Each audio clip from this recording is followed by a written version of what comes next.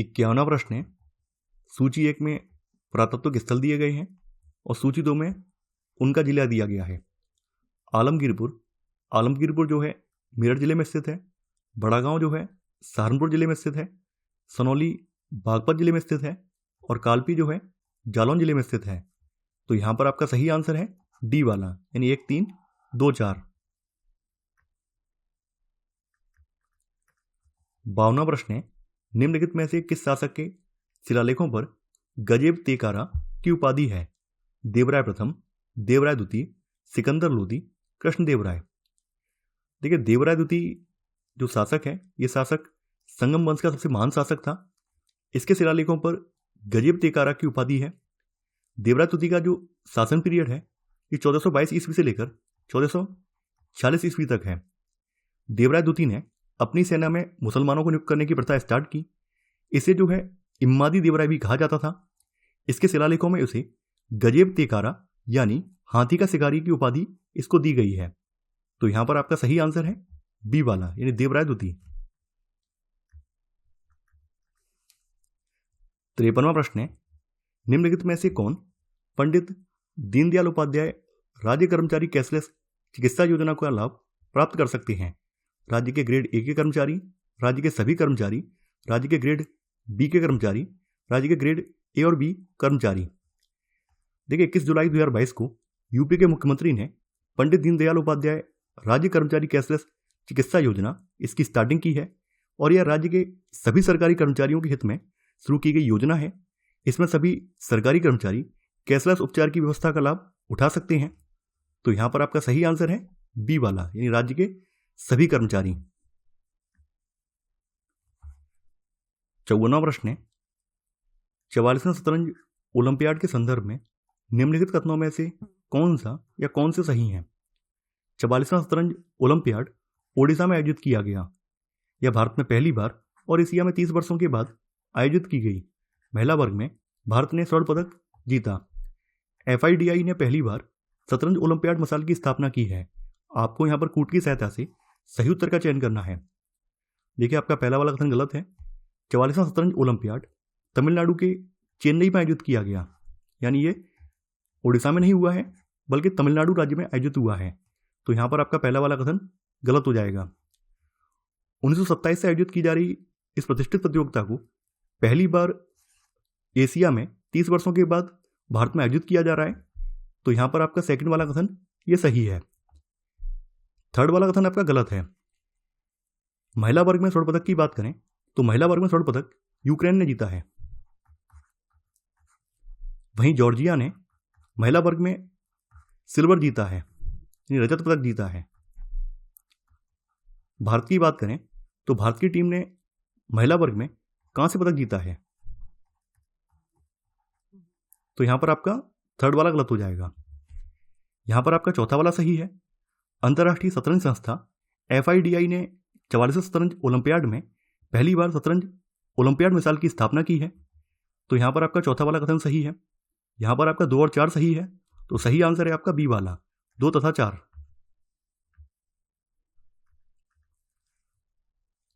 55वां प्रश्न है, निम्नलिखित युग्मों में से कौन सा एक सही सम्मिलित नहीं है?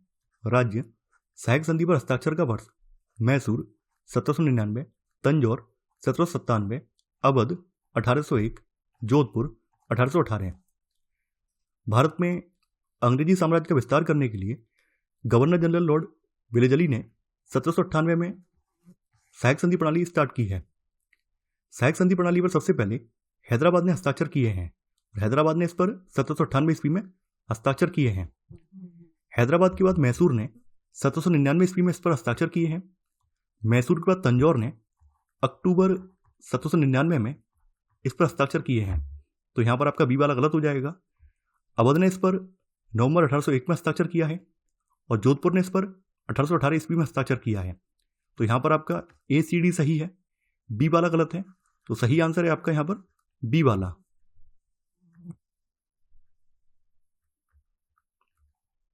56वां प्रश्न है, मालाबार विद्रोह के संदर्भ में निम्नलिखित में से कौन सा या कौन से कथन सही हैं? वर्ष 1921 का मालाबार विद्रोह ब्रिटिश शासकों और स्थानीय हिंदू जमींदारों के खिलाफ होने वाला मुस्लिम काश्तकारों का विद्रोह था। मालाबार विद्रोह को धार्मिक विद्रोह के रूप में भी वर्णित किया गया है। आपको यहाँ पर कूट की सहायता से सही उत्तर का चयन करना है। वर्ष 1921 का मालाबार विद्रोह, जिसे मोपला विद्रोह के नाम से भी जाना जाता है। देखिए, मोपला जो है मलयाली भाषा में मुसलमानों को कहा जाता है।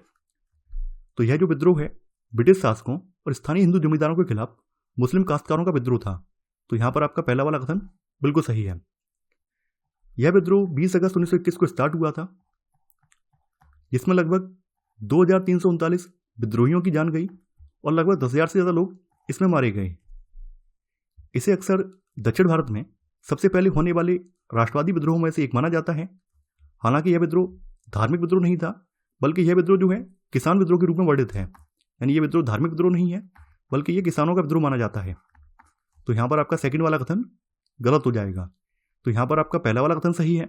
सही आंसर है यहाँ पर ए वाला, केवल एक।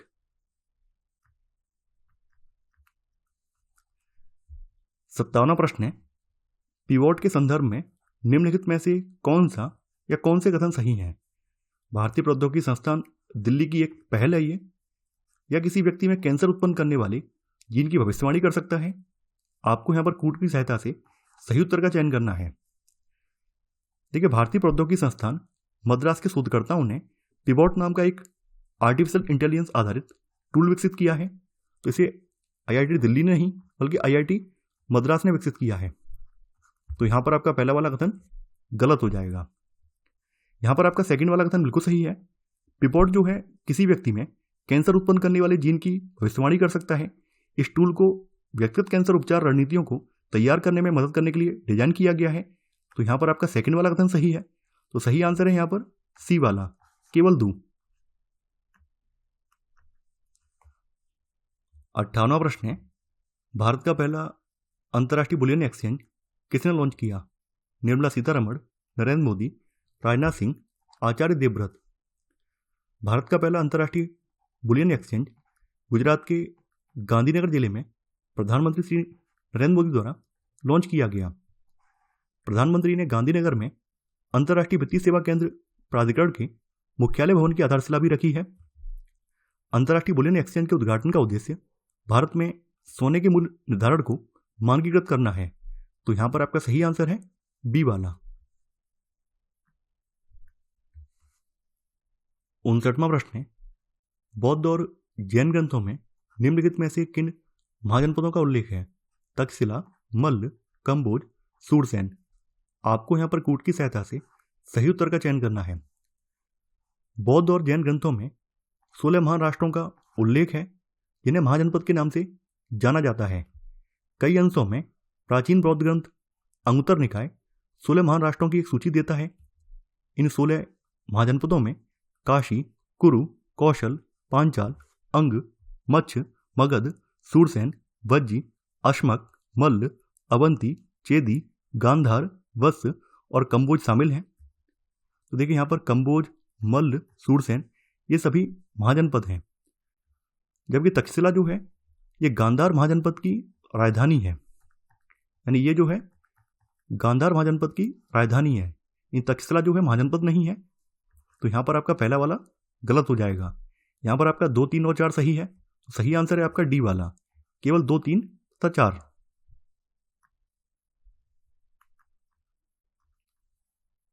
60वां प्रश्न है, निम्नलिखित मध्यकालीन साम्राज्यों पर विचार कीजिए और उन्हें उनके गठन के संदर्भ में कालक्रमानुसार व्यवस्थित कीजिए।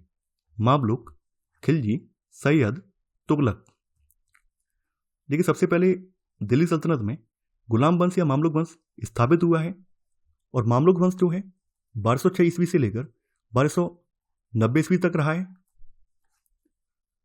गुलाम वंश या मामलुक वंश का स्थान जो है खिलजी वंश ने लिया है और खिलजी वंश जो है 1290 ईस्वी से लेकर 1320 ईस्वी तक रहा है। खिलजी के बाद जो है तुगलक आए हैं और तुगलक जो है सबसे लंबे समय तक रहे हैं। 1320 से लेकर 1414 ईस्वी तक ये लोग रहे हैं। तुगलक के बाद सैयद आए हैं। सैयद वंश जो है 1414 से लेकर 1421 ईस्वी तक रहा है। तो आपका सही क्रम होगा 1, 2, 4, 3, यानी आंसर है आपका बी वाला।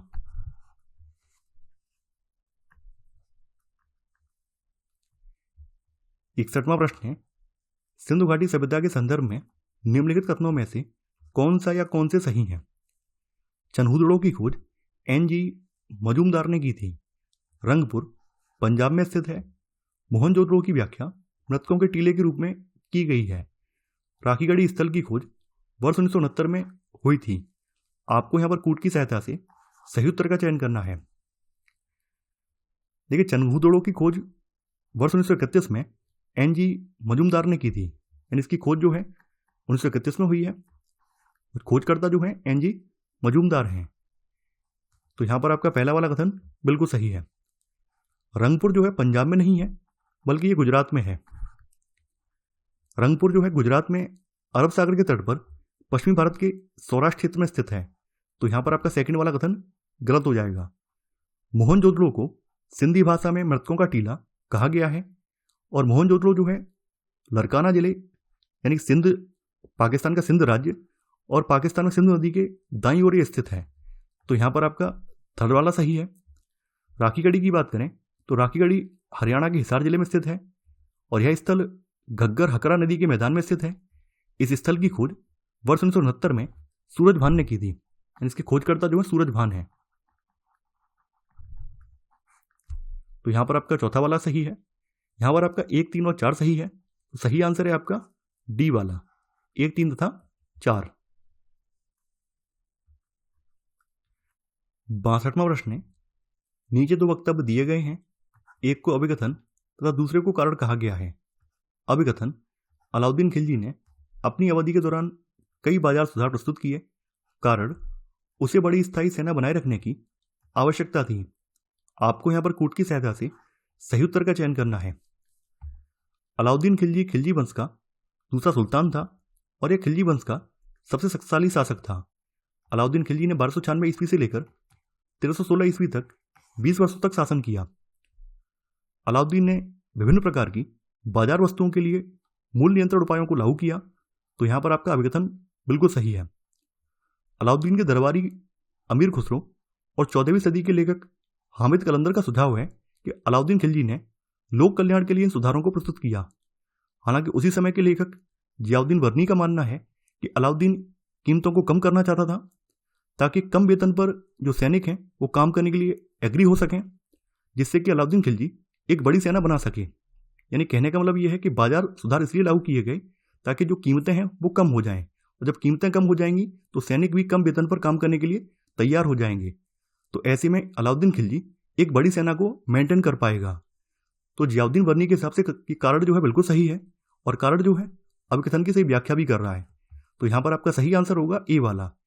ए तथा आर दोनों सही हैं और आर ए की सही व्याख्या है।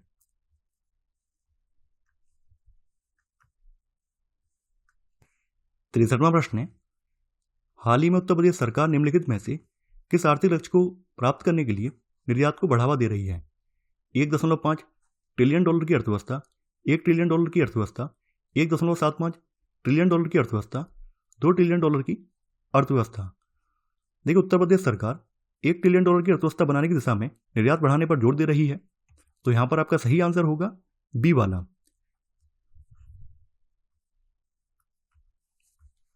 64वां प्रश्न है, हाल ही में निम्नलिखित में से किस मंत्रालय ने गोवा में उज्ज्वल भारत उज्ज्वल भविष्य उत्सव का आयोजन किया?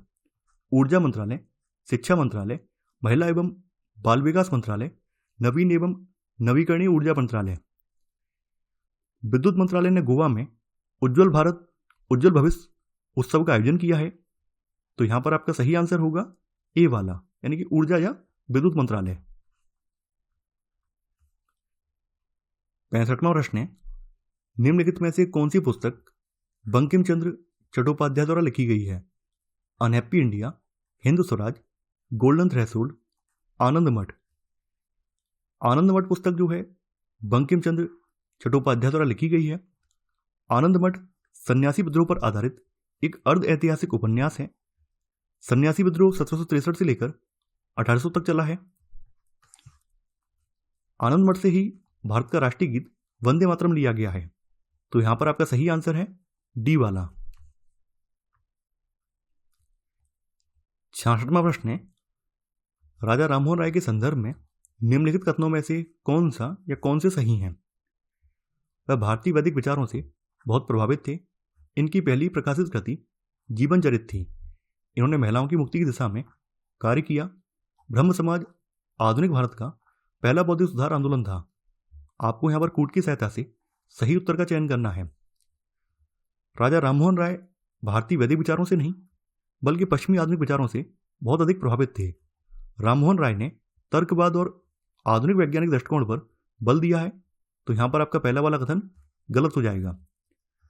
जीवन चरित जो है ये राममोहन राय की नहीं बल्कि ईश्वरचंद्र विद्यासागर की कृति है, यानी ये जो है ईश्वरचंद्र विद्यासागर की कृति है, तो यहाँ पर आपका सेकंड वाला कथन ये भी गलत हो जाएगा। 1803 ईस्वी में प्रकाशित एकेश्वरवादियों को उपहार राजा राममोहन राय की पहली कृति है। यहां पर आपका तीसरा वाला कथन भी सही है। राममोहन राय को महिलाओं की मुक्ति और विशेष रूप से सती प्रथा के उन्मूलन और विधवा पुनर्विवाह पर अग्रणी विचारों और कार्रवाई के लिए जाना जाता है, तो यहां पर आपका थर्ड वाला कथन बिल्कुल सही है। ब्रह्म समाज की बात करें तो वर्ष 1828 ईस्वी में इन्होंने ब्रह्म सभा की स्थापना की, जिसे बाद में ब्रह्म समाज का नाम दिया गया। यह आधुनिक भारत में पहला बौद्धिक सुधार आंदोलन था। इससे भारत में तर्कवाद और ज्ञानोदय का उदय हुआ। तो यहां पर आपका चौथा वाला कथन सही है। यहां पर आपका 3 और 4 कथन सही है, तो सही आंसर है यहां पर ए वाला 3 तथा 4। 67वां प्रश्न है, जुलाई 2022 में निम्नलिखित में से किस देश ने यूरो को अपनी मुद्रा के रूप में अपनाने की स्वीकृति दी? Iceland, Croatia, Albania, Serbia.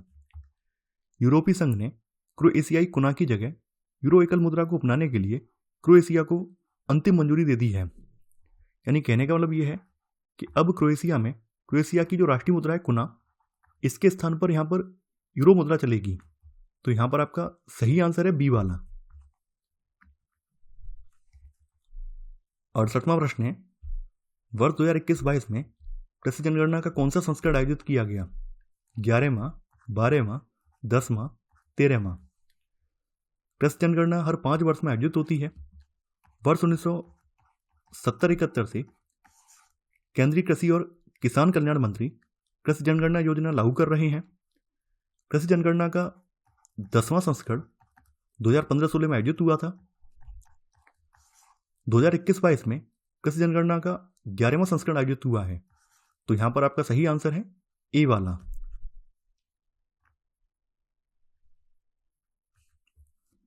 69वां प्रश्न है, प्राचीन भारतीय साहित्यों के संदर्भ में निम्नलिखित में से कौन सा या कौन से कथन सही हैं? तमिल महाकाव्य शिल्पद्दिकारम सत्तनार द्वारा रचित था। पुराणों में केवल सृष्टि की रचना और सृष्टि की प्रक्रिया में सम्मिलित देवताओं के बारे में ही वर्णन है। आपको यहां पर कूट की सहायता से सही उत्तर का चयन करना है। लगभग 1800 साल पहले प्रसिद्ध तमिल महाकाव्य शिल्पद्दिकारम की रचना इलांगो आदिगल नामक कवि ने की थी।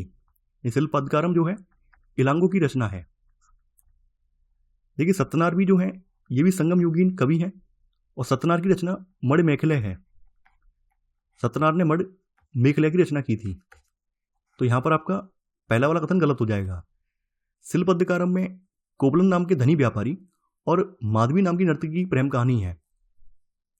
पुराणों की बात करें तो पुराणों का शाब्दिक अर्थ होता है प्राचीन। पुराणों में विष्णु, शिव, दुर्गा या पार्वती जैसे देवी देवताओं से जुड़ी हुई कहानियां हैं। इसके अतिरिक्त इनमें संसार की सृष्टि और राजाओं के बारे में भी कहानियां हैं। तो यहां पे लिखा हुआ है कि पुराणों में केवल सृष्टि की रचना और सृष्टि की प्रक्रिया में सम्मिलित देवताओं के बारे में ही वर्णन है। देखिए इसमें देवताओं के बारे में वर्णन के अलावा राजाओं के बारे में भी कहानियां हैं, तो यहां पर आपका सेकंड वाला कथन ये भी गलत है। देखिए पुराणों के बारे में आप लोग जानते होंगे कि स्त्रियां और शूद्र जिन्हें वेद पढ़ने की या सुनने की अनुमति नहीं थी, वो भी पुराणों को सुन सकते थे। तो यहां पर आपका 1 और 2 दोनों ही गलत हैं, तो आपका सही आंसर है डी वाला। ना तो एक सही है और ना ही दूसरा। 70वां प्रश्न है, निम्नलिखित में से किस शासक ने गुलरुखी उपनाम नाम अपनाया? इल्तुतमिश, अलाउद्दीन खिलजी, फिरोज शाह तुगलक, सिकंदर लोदी। देखिए सिकंदर लोदी ने गुल्लुखी नाम से फारसी छंद लिखे हैं और इसने गुल्लुखी उपनाम को अपनाया है। सिकंदर लोदी का शासन पीरियड 1489 से लेकर 1517 ईस्वी तक रहा है। सिकंदर लोदी ने 1504 ईस्वी में आगरा नगर की स्थापना की थी। तो तो यहां पर आपका सही आंसर है डी वाला। 71वां प्रश्न है, ऋग्वेद में गायत्री मंत्र का उल्लेख हुआ है पहले मंडल में, दूसरे मंडल में, तीसरे मंडल में, पांचवें मंडल में। देखिए ऋग्वेद में 10 मंडल, 1028 सूक्त और 10,552 श्लोक हैं। ऋग्वेद में तीसरे मंडल में गायत्री मंत्र का उल्लेख है। इसे विश्वामित्र ने लिखा था और यह भगवान सूर्य को समर्पित है। ऋग्वेद का पहला और 10वां मंडल सबसे बाद में जोड़े गए हैं। तो यहां पर आपका सही आंसर है सी वाला, तीसरे मंडल में। 72वां प्रश्न है, निम्नलिखित में से कौन से दो सही सम्मिलित हैं? पुस्तक, लेखक। किताबुल रहला, इब्न बतूता, तुगलकनामा, जियाउद्दीन, शाहनामा, फिरदौसी, तहकीक-ए-हिंद, अबू बकर। किताबुल रहला की रचना इब्न बतूता ने की है। तुगलकनामा जो है ये अमीर खुसरो ने लिखा है, इसके रचनाकार खुसरो हैं। तो यहां पर आपका सेकंड वाला गलत हो जाएगा। देखिए जियाउद्दीन वर्री ने फतवा-ए-जहांदारी लिखी है। शाहनामा की बात करें तो शाहनामा की रचना फिरदौसी ने की है। तो यहां पर थर्ड वाला सही है। तहकीक-ए-हिंद जो है ये अल-बरूनी की रचना है, यानी इसके रचनाकार अल-बरूनी है, ना कि अबू बकर। अबू बकर ने चचनामा लिखी है, इनकी पुस्तक का नाम चचनामा है। तो यहां पर आपका 2 और 4 गलत है, 1 और 3 सही है। तो सही आंसर है आपका ए वाला, 1 तथा 3।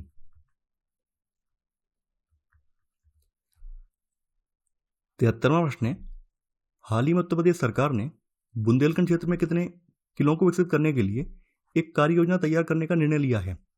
34, 33, 35, 31। 23 जुलाई 2022 को यूपी के मुख्यमंत्री ने अधिकारियों से बुंदेलखंड क्षेत्र में स्थित 31 प्राचीन किलों को नए पर्यटन केंद्रों के रूप में विकसित करने के लिए कार्य योजना बनाने का निर्देश दिया है। तो किलों की संख्या जो है 31 है। तो यहां पर आपका सही आंसर है डी वाला।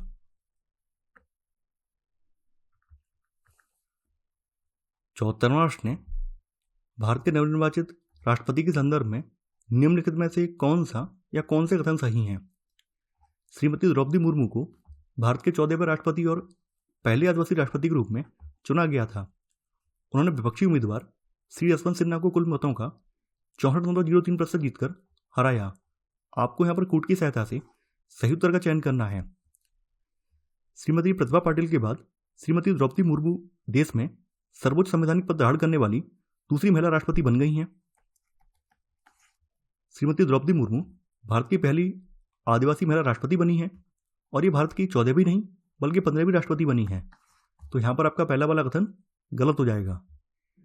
उन्होंने विपक्ष के उम्मीदवार श्री यशवंत सिन्हा को हराया और कुल मतदान का 64.03% वोट हासिल किया है। तो यहां पर आपका सेकंड वाला कथन सही है। तो आपका सही आंसर होगा यहां पर सी वाला, केवल 2।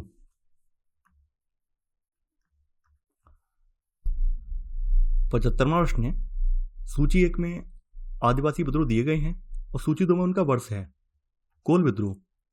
कोल विद्रोह जो है बुद्ध भगत के नेतृत्व में 1831 में हुआ है। खरवार विद्रोह जो है यह विद्रोह 1870 में हुआ है। संथाल विद्रोह जो है 1855 में हुआ है और चुआर विद्रोह जो है 1776 में हुआ है। तो यहां पर आपका सही आंसर होगा ए वाला, यानी 1, 3, 2, 4।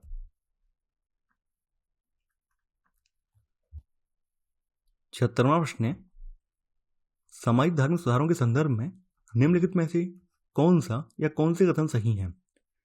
मध्य भारत में सतनामी आंदोलन की शुरुआत घासीदास द्वारा की गई थी। सत्यशोधक समाज की स्थापना ज्योतिबा फुले ने की थी। आपको यहां पर कूट की सहायता से सही उत्तर का चयन करना है। मध्य भारत में सतनामी आंदोलन की शुरुआत घासीदास ने की थी। इन्होंने चमड़े के काम में संलग्न लोगों की सामाजिक स्थिति में सुधार के लिए इस आंदोलन की स्टार्टिंग की थी।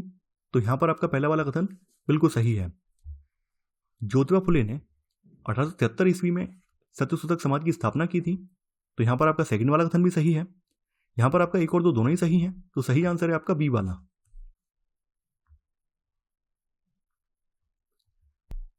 भारत के निम्नलिखित कौन से 2 स्थल 2022 के विश्व के सर्वश्रेष्ठ स्थलों की सूची में सम्मिलित हैं? तमिलनाडु मुंबई, उत्तराखंड जयपुर, हिमाचल प्रदेश लखनऊ, केरल अहमदाबाद। टाइम मैगजीन के द्वारा सैर सपाटे के लिए 2022 के विश्व के 50 महानतम स्थानों की सूची जारी की गई है। इन 50 महानतम स्थानों की सूची में केरल और अहमदाबाद शामिल हैं। तो यहां पर आपका सही आंसर है डी वाला। 78वां प्रश्न है, गर्भ चिकित्सकीय समापन अधिनियम के संदर्भ में निम्नलिखित कथनों में से कौन सा या कौन से सही हैं? इस अधिनियम के तहत केवल विवाहित महिला द्वारा 20 सप्ताह तक का गर्भ समाप्त किया जा सकता है। भ्रूण असामान्यताओं के मामले में 24 सप्ताह के बाद गर्भावस्था को समाप्त करने के लिए राज्य स्तरीय मेडिकल बोर्ड की राय लेना आवश्यक है। हाल ही में सर्वोच्च न्यायालय ने 22 सप्ताह तक के गर्भ का गर्भपात करने की अनुमति दी है। यह अधिनियम सतत विकास लक्ष्यों 3 और 5 को पूरा करने में मदद करेगा। आपको यहां पर कोर्ट की सहायता से सही उत्तर का चयन करना है। Medical termination of pregnancy act 1971 में लाया गया था। अभी हाल ही में वर्ष 2021 में से संशोधित किया गया है और नए संशोधन के दायरे में विवाहित और अविवाहित दोनों ही प्रकार की महिलाओं को शामिल किया गया है। तो यहां पर आपका पहला वाला कथन गलत हो जाएगा। यानी नवीन संशोधन के तहत इसमें विवाहित और अविवाहित दोनों ही प्रकार की महिलाओं द्वारा 20 सप्ताह तक का गर्भ समाप्त किया जा सकता है। तो आपका पहला वाला कथन गलत है। इस अधिनियम के तहत भ्रूण असामान्यताओं के मामले में 24 सप्ताह बाद की गर्भावस्था को समाप्त करने के लिए राज्य स्तरीय मेडिकल बोर्ड की राय लेना आवश्यक है। तो यहां पर आपका सेकंड वाला कथन ये बिल्कुल सही है। थर्ड वाला आपका कथन गलत है। देखिए, हाल ही में सुप्रीम कोर्ट ने 22 सप्ताह तक के नहीं बल्कि 24 सप्ताह तक के गर्भ का गर्भपात करने की अनुमति दी है। तो यहां पर आपका थर्ड वाला कथन गलत हो जाएगा। यहां पर आपका चौथा वाला बिल्कुल सही है। यह अधिनियम सतत विकास लक्ष्यों 3 और 5 को पूरा करने में मदद करेगा। देखिए, सतत विकास लक्ष्य 3 के अंदर भी उपलक्ष्य हैं। यह 3.1 जो है यह मातृ मृत्यु दर अनुपात को कम करने से संबंधित है। वहीं आपका SDG 3.7 जो है ये यौन और प्रजनन स्वास्थ्य से संबंधित है। SDG 5.6 जो है ये अधिकारों तक सार्वभौमिक पहुंच से संबंधित है। तो नए संशोधन के जरिए यह अधिनियम जो है SDG लक्ष्यों को प्राप्त करने में मदद करेगा। तो यहां पर आपका सही आंसर होगा बी वाला, 2 तथा 4। 79वां प्रश्न है, संगम काल के संबंध में निम्नलिखित में से कौन सा या कौन से कथन सही हैं? तोल्काप्पियम तमिल व्याकरण का सबसे पुराना संग्रह है। इस काल में महिलाओं को अपना जीवन साथी चुनने की अनुमति थी। आपको यहां पर कोर्ट की सहायता से सही उत्तर का चयन करना है। तोल्काप्पियम को तमिल साहित्यिक कृति में सबसे पुराना माना जाता है। तोल्काप्पियम व्याकरण से संबंधित एक ग्रंथ होने के साथ इसमें उस समय की राजनीतिक और सामाजिक आर्थिक स्थितियों के बारे में भी जानकारी मिलती है। तो यहां पर आपका पहला वाला कथन बिल्कुल सही है। यहां पर आपका सेकंड वाला कथन ये भी सही है। संगम काल में महिलाओं को अपना जीवन साथी चुनने की अनुमति थी, लेकिन संगम काल में विधवाओं की स्थिति काफी ज्यादा दयनीय थी। तो यहां पर आपका 1 और 2 दोनों ही सही है। तो सही आंसर है आपका बी वाला, 1 तथा 2 दोनों। 80वां प्रश्न है, प्राचीन भारतीय इतिहास के संदर्भ में निम्नलिखित कथनों में से कौन सा या कौन से सही हैं? मध्य एशिया से आए शकों को मिलेच कहा जाता था। संस्कृत ग्रंथों और शिलालेखों ने व्यापारियों को नामित करने के लिए वणिक शब्द का उपयोग किया। आपको यहां पर कोर्ट की सहायता से सही उत्तर का चयन करना है। देखिए, शक शासक जो कि मध्य एशिया से भारत आए थे, ब्राह्मण इन्हें मलेच, बर्बर अथवा अनदेशी मानते थे। तो यहां पर आपका पहला वाला कथन बिल्कुल सही है। संस्कृत ग्रंथ और अभिलेखों में व्यापारियों के लिए वणिक शब्द प्रयुक्त किया जाता था। तो यहां पर आपका सेकंड वाला कथन यह भी सही है। हालांकि आदिकाल की कुछ रचनाएं हैं, उनमें अगर देखें तो कंफ्यूजन क्रिएट होता है। जैसे शूद्रक का नाटक नचकटिम है, तो नचकटिम का जो नायक है चारुदत्त, इसको ब्राह्मण वणिक बताया गया है। ठीक इसी प्रकार से 5वीं शताब्दी ईस्वी की एक अभिलेख है, उसमें 2 भाइयों को क्षत्रिय वणिक कहा गया है। तो यहां पर आपका सही आंसर होगा बी वाला, 1 तथा 2 दोनों। 81वां प्रश्न है, ऋग्वैदिक काल के दौरान तक्ष शब्द संदर्भित करता था धातुकर्मी को, बढ़ई को, साहूकार को, नाविक को। ऋग्वैदिक काल में बढ़ई को तक्ष कहा जाता था, वहीं धातुकर्मी को कर्मा कहा जाता था, साहूकार को वेकनाट बोला जाता था, और नाविक को जो है ऋग्वैदिक काल में अरित्री बोला जाता था। आपका सही आंसर है यहां पर बी वाला। 82वां प्रश्न है, अभिकथन कई राजपूत शासकों ने अकबर के साथ वैवाहिक संबंध स्थापित किए। कारण अकबर की राजपूत नीति व्यापक रूप से धार्मिक श्रेष्ठता से जुड़ी हुई थी। आपको यहां पर कूट की सहायता से सही उत्तर का चयन करना है। देखिए, अकबर की बात करें तो आमेर के राजा भारमल ने अपनी सबसे बड़ी बेटी जोधाबाई का विवाह अकबर से कर दिया। इसके अलावा अकबर ने बीकानेर और जैसलमेर राजपूत राजकुमारियों से भी विवाह किया था।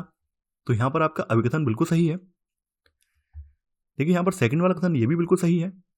अकबर की राजपूत नीति व्यापक रूप से धार्मिक सहिष्णुता से जुड़ी हुई थी। तो यहां पर आपका अभिकथन और कारण दोनों ही सही हैं। तो आपका सही आंसर होगा यहां पर ए वाला। ए और आर दोनों सही हैं और आर ए की सही व्याख्या है।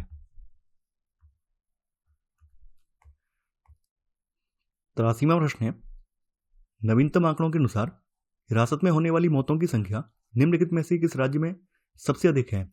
बिहार, पश्चिम बंगाल, उत्तर प्रदेश, राजस्थान। जुलाई 2022 को केंद्रीय गृह राज्य मंत्री ने लोकसभा में बताया कि उत्तर प्रदेश में पिछले 2 वर्षों में सभी राज्यों और केंद्र शासित प्रदेशों में हिरासत में सबसे ज्यादा मौतें हुई हैं। यानी कहने का मतलब यह है कि भारत के जितने राज्य और केंद्र शासित प्रदेश हैं उनमें सबसे ज्यादा मौतें उत्तर प्रदेश में हुई हैं। देखिए, सन 2020-21 के दौरान यूपी में हिरासत में 451 लोगों की मौत हुई। वहीं वर्ष 2021-22 के दौरान हिरासत में 501 लोगों की मौत हुई। तो ये जो आंकड़ा है ये यूपी में सर्वाधिक है। तो यहां पर आपका सही आंसर है सी वाला। 84वां प्रश्न है, मिस्र ने किस भारतीय कंपनी के साथ स्वेज नहर आर्थिक क्षेत्र में एक हरित हाइड्रोजन कारखाने का निर्माण करने के लिए एक समझौता ज्ञापन पर हस्ताक्षर किए हैं? Vikram solar, Greenko, hero future energies, renew power. भारतीय कंपनी रिन्यू पावर ने $8 अरब के निवेश से स्वेज नहर आर्थिक क्षेत्र में एक हरित हाइड्रोजन संयंत्र स्थापित करने के लिए मिस्र की सरकार के साथ एक फ्रेमवर्क समझौते पर हस्ताक्षर किए हैं। तो यहां पर आपका सही आंसर है डी वाला।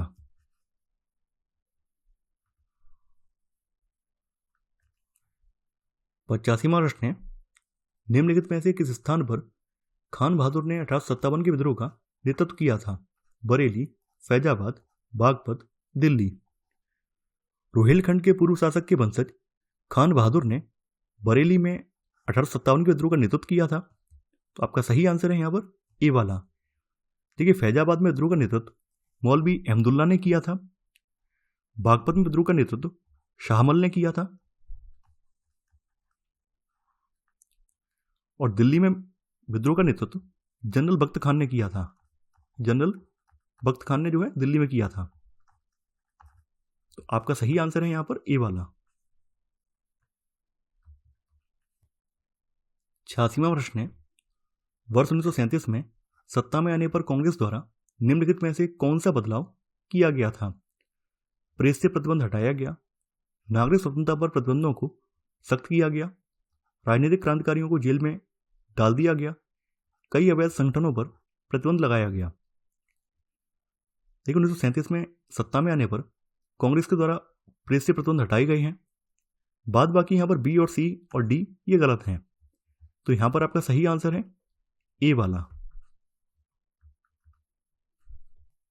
87वां प्रश्न है, NIRF रैंकिंग 2022 के अनुसार किस संस्था को प्रथम स्थान प्राप्त हुआ?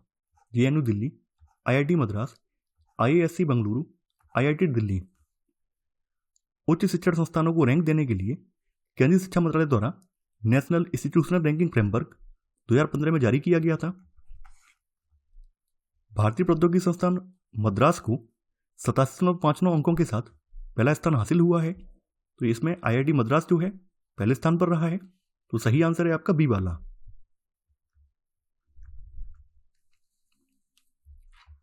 88वां प्रश्न है, निम्नलिखित में से किसने cost of living crisis in developing countries report प्रकाशित की है? विश्व आर्थिक मंच, संयुक्त राष्ट्र विकास कार्यक्रम, amnesty international, transparency international. Cost of living crisis in developing countries ये रिपोर्ट जो है संयुक्त राष्ट्र विकास कार्यक्रम द्वारा प्रकाशित की गई है। तो यहां पर आपका सही आंसर है बी वाला। 89वां प्रश्न है, निम्नलिखित में से किस भाषा या लिपि में अशोक के शिलालेख उत्कीर्ण किए गए थे? प्राकृत, संस्कृत, आरमाइक, ब्राह्मी। आपको यहां पर कूट की सहायता से सही उत्तर का चयन करना है। अशोक के अधिकांश शिलालेख प्राकृत भाषा में थे, जबकि उपमहाद्वीप के उत्तर पश्चिम में मिलने वाले शिलालेख अरामाइक और ग्रीक भाषा में थे।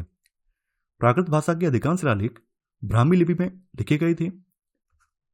अफगानिस्तान में शिलालेखों के लिए अरामाइक और ग्रीक लिपियों का इस्तेमाल किया गया था। तो अशोक के जो शिलालेख हैं प्राकृत में है, अरामाइक में है, ब्राह्मी में है, लेकिन संस्कृत में नहीं है। तो यहां पर आपका सही आंसर होगा डी वाला, केवल 1, 3 तथा 4।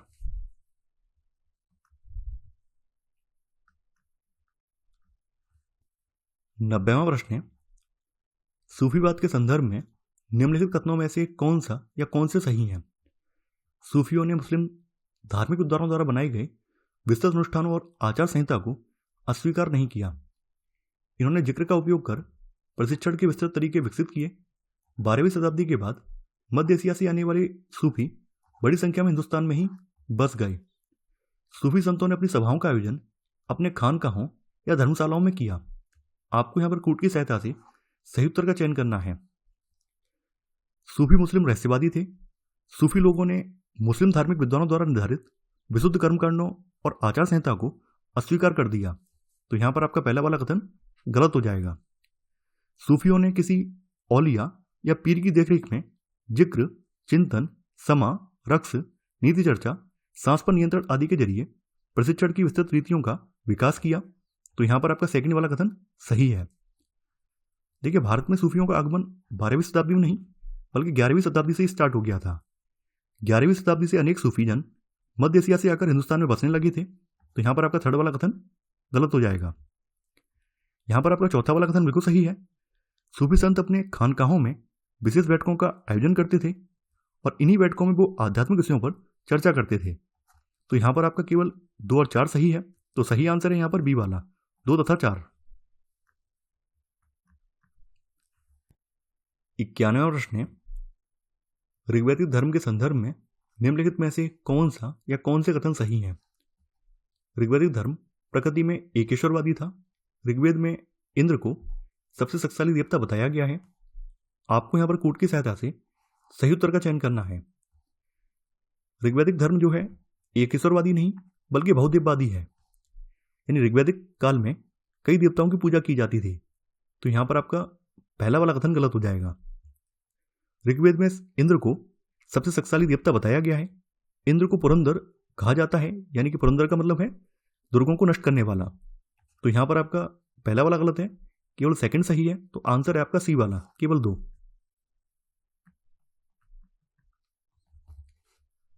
92वां प्रश्न है, सूची 1 में निर्माता है और सूची 2 में इमारत है। तो आपको बताना है किसने कौन सी इमारत बनवाई है। अकबर। देखिए, अकबर ने आगरा के किले में जहांगीरी महल का निर्माण कराया था। जहांगीर ने लाहौर में मोती मस्जिद का निर्माण कराया था। शाहजहां ने लाहौर में शालीमार बाग का निर्माण कराया था। औरंगजेब ने लाहौर में बादशाही मस्जिद का निर्माण कराया था। तो यहां पर आपका सही आंसर होगा ए का तीसरा, बी का पहला, सी का चौथा और डी का दूसरा। तो आंसर है आपका सी वाला।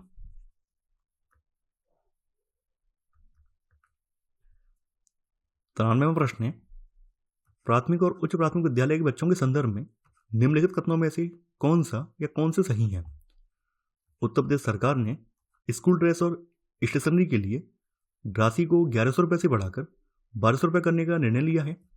यह राशि प्रत्यक्ष लाभ अंतरण के माध्यम से बच्चों के माता पिता को दी जाएगी।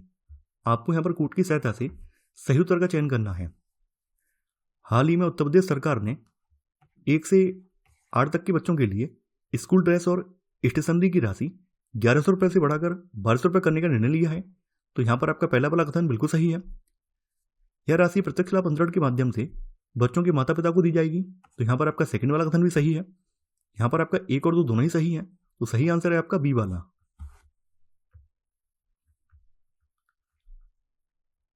94वां प्रश्न है, G20 के संदर्भ में निम्नलिखित में से कौन सा या कौन से कथन सही हैं? पहली G20 वित्त और केंद्रीय बैंक के प्रतिनिधियों की बैठक भारत की अध्यक्षता में वाराणसी उत्तर प्रदेश में आयोजित की गई थी। G20 के लिए अमिताभ कांत को भारत का नया शेरपा नियुक्त किया गया है। आपको यहाँ पर कूट की सहायता से सही उत्तर का चयन करना है। भारतीय अध्यक्षता में पहली G20 वित्त और केंद्रीय बैंकों के प्रतिनिधियों की बैठक 13 से 14 दिसंबर के बीच में बेंगलुरु कर्नाटक में आयोजित की गई थी। यानी ये वाराणसी में नहीं बल्कि ये बेंगलुरु कर्नाटक में आयोजित की गई है। तो यहाँ पर आपका पहला वाला गलत हो जाएगा। यहाँ पर आपका सेकंड वाला सही है। नीति आयोग के पूर्व CEO अमिताभ कांत को पीयूष गोयल की जगह G20 के लिए भारत के नए शेरपा के रूप में चुना गया है। तो यहाँ पर आपका सेकंड वाला सही है। यहाँ पर आपका सही आंसर है सी वाला, केवल 2।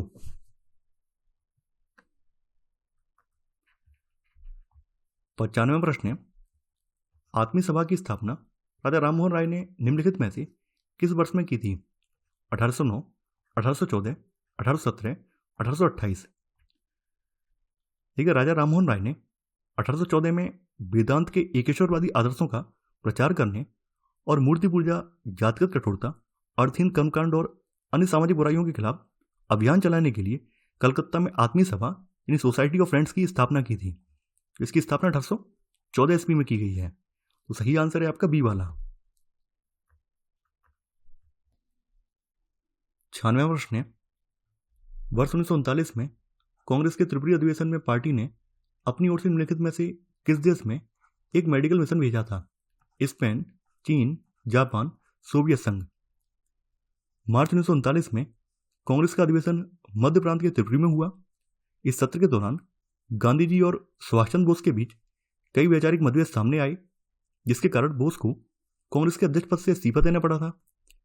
इसी अधिवेशन के दौरान कांग्रेस ने अपनी ओर से चीन के लोगों के लिए एक मेडिकल मिशन भेजने हेतु अपनी स्वीकृति व्यक्त की। तो यहां पर आपका सही आंसर है बी वाला।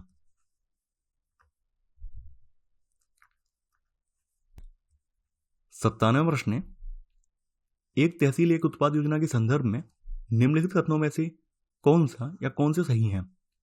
यह भारत सरकार की एक पहल है। एक जनपद एक उत्पाद की सफलता के बाद इस योजना को शुरू करने का निर्णय लिया गया। आपको यहां पर कूट की सहायता से सही उत्तर का चयन करना है। हाल ही में उत्तर प्रदेश सरकार ने एक जिला एक उत्पाद योजना की सफलता के बाद एक तहसील एक उत्पाद योजना को शुरू करने का निर्णय लिया है। तो यहाँ पर आपका पहला वाला गलत है। ये निर्णय भारत सरकार ने नहीं बल्कि यूपी गवर्नमेंट ने लिया है। यहाँ पर आपका सेकंड वाला कथन बिल्कुल सही है। उत्तर प्रदेश के मुख्यमंत्री ने अपने पहले कार्यकाल के दौरान 24 जनवरी 2018 को उत्तर प्रदेश के पहले स्थापना दिवस की शुरुआत करते हुए वन डिस्ट्रिक्ट वन प्रोडक्ट योजना लॉन्च की थी। तो यहाँ पर आपका सही आंसर है सी वाला, केवल 2।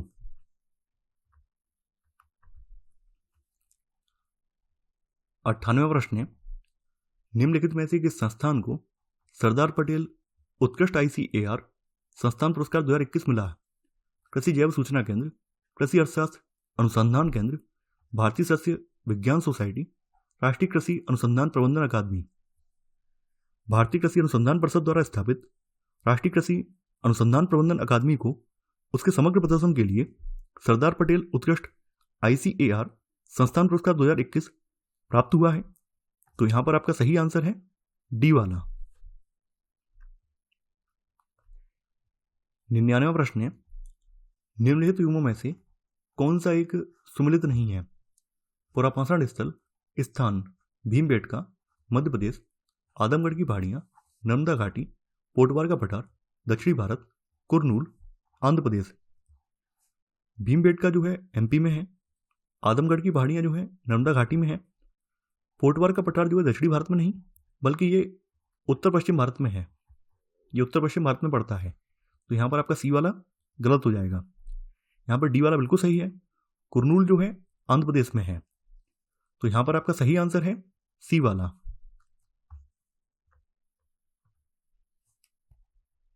100वां प्रश्न है, मुगलों के संदर्भ में निम्नलिखित में से कौन सा या कौन से कथन सही नहीं है? मुगल दरबार के इतिहास को तुर्की भाषा में लिखा गया था। मुगल भारत की सभी पुस्तकें पांडुलिपियों के रूप में थी।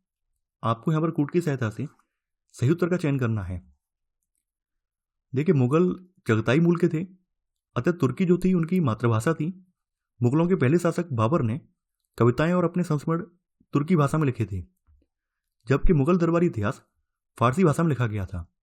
यानी मुगल दरबारी इतिहास जो है वो तुर्की भाषा में नहीं बल्कि ये फारसी भाषा में लिखा गया था।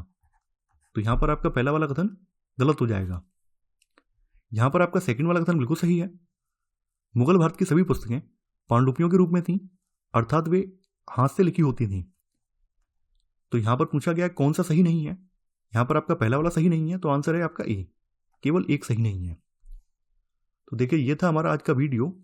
इसी के साथ आपका दृष्टि टेस्ट 3 का पार्ट 2 यहाँ पे कंप्लीट हो जाता है।